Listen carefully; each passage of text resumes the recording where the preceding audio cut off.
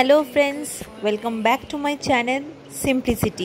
আজকে আমি শেয়ার করছি ঝটপট বানানো একটা স্ন্যাক্সের রেসিপি।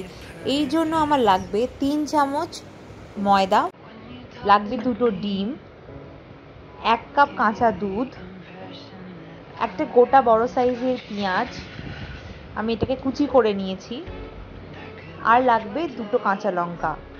পরিমাণ তোমরা কম বেশি করে নিতে পারো নিজেদের সুবিধা অনুযায়ী।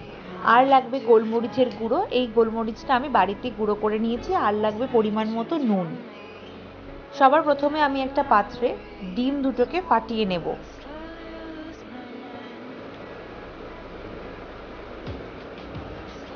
এবারে আমি এই ডিমের মধ্যে কাঁচা দুধটা অ্যাড করে দেব, দিয়ে ভালো করে ফেটিয়ে নেব।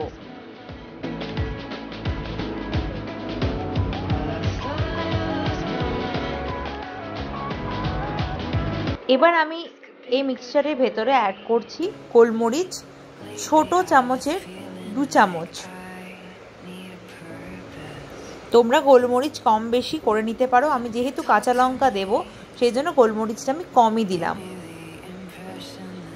এবার আমি দিয়ে দিচ্ছি পরিমাণ মতন নুন। এবার আমি অল্প অল্প করে ময়দাটাকে মিশিয়ে নেব।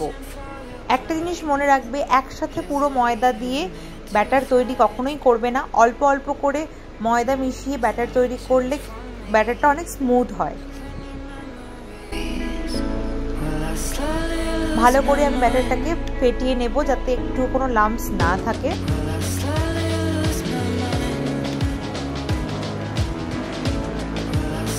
তোমরা চাইলে হ্যান্ড বিটার দিয়েও এটাকে মিক্স করে নিতে পারো, তবে আমি এখানে চামচ দিয়েই মিক্স করে নিচ্ছি। এরপর আমি এর ভেতরে অ্যাড করে দেব কাঁচা লঙ্কাগুলো, আর তারপর আমি অ্যাড করব পেঁয়াজ কুচিগুলো।